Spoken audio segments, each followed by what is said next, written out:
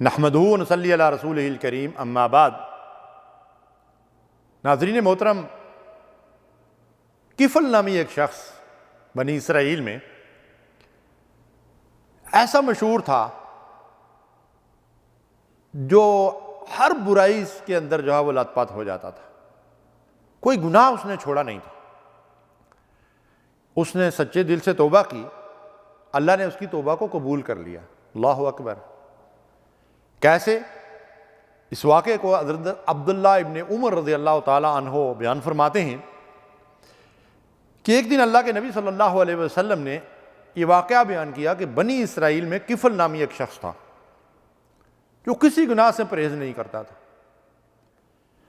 ایک دن اس کے پاس مدد کے لیے ایک خاتون آئی اور اس نے اس سے 60 دینار کا مطالبہ کیا، اور اس نے اس کے عوض اس عورت کو زنا کی شرط رکھی، اور وہ عورت انتہائی مجبور تھی، ضرورت مند تھی، مستحق تھی، تو پیٹ کی آگ بجھانے کے لیے وہ اس گناہ پہ راضی ہو گئی۔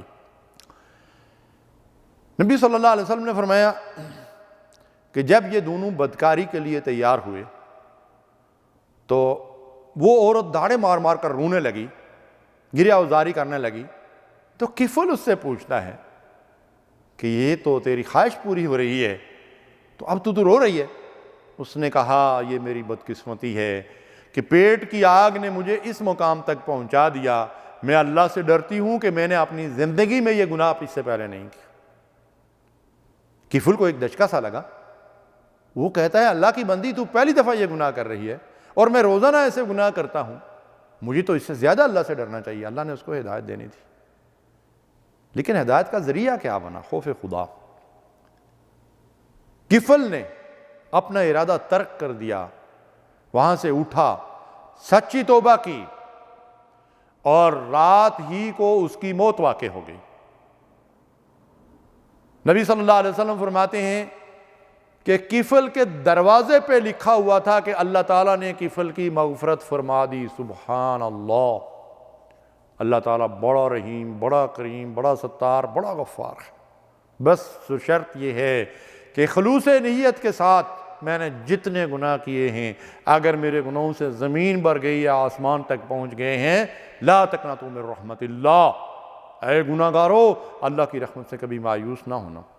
اللہ کے نبی صلی اللہ علیہ وسلم نے فرمایا کہ شیطان نے قسم کھا کر کہا کہ میں تیرے بندوں کو اس وقت تک گمراہ کرتا رہوں گا جب تک ان کے جسم میں روح باقی رہے گی۔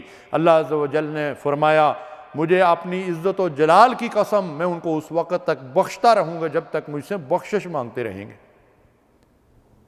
اور ایک حدیث کا مفہوم یہ ہے کہ اگر تمہارے گناہ جو ہیں ان سے زمین بھر گئی، آسمان تک پہنچ گئے ہیں، سچے دل سے توبہ کرو گے تو اس سے زیادہ رحمت کے ساتھ میں تمہاری طرف رجوع کروں گا۔ اللہ اکبر۔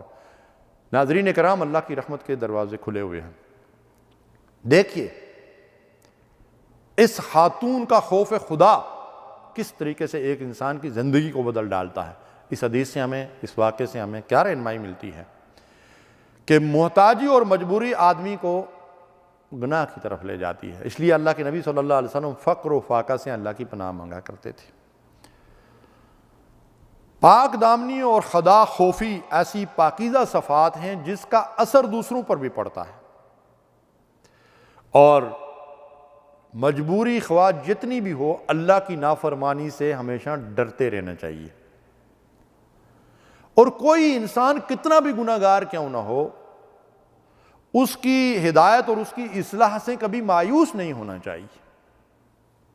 اللہ تعالیٰ کسی بھی وقت اس کو ہدایت دے سکتا ہے، اور سچی توبہ کرنے والا اگر خلوص کے ساتھ توبہ کرے تو اللہ اس کو بخش دیتا ہے۔ عبداللہ ابن عمر رضی اللہ تعالیٰ عنہ فرماتے ہیں کہ اس واقعے کو، اس حدیث مبارکہ کو میں نے رسول اللہ صلی اللہ علیہ وسلم سے 7 سے زیادہ مرتبہ سنا ہے۔ اس کا مطلب ہے کہ اللہ کے حبیب صلی اللہ علیہ وسلم ایسے واقعات کثرت سے تکرار کے ساتھ بار بار لوگوں کے گوشت گزار کرتے تھے تاکہ لوگوں کے دلوں کے اندر اللہ کا خوف بھی پیدا ہو اور اللہ کی رحمت کی امید بھی پیدا ہو، اور گناہ گار سے گناہ گار انسان بھی اللہ کی رحمت سے کبھی مایوس نہ ہو، شیطان اسے مایوسی کی دلدل میں نہ دھکیل دے، اور وہ اللہ کی رحمت کی امید پر اللہ کی طرف رجوع کر کے سچی توبہ کر کے آئندہ کے لیے اپنی زندگی کی اصلاح کر لے۔ اللہ تعالیٰ مجھے اور آپ کو بھی سچی توبہ نصیب فرمائے۔ وصلی اللہ علیہ نبینا محمد۔ اللہم صلی علی سیدنا محمد وعلی آلہ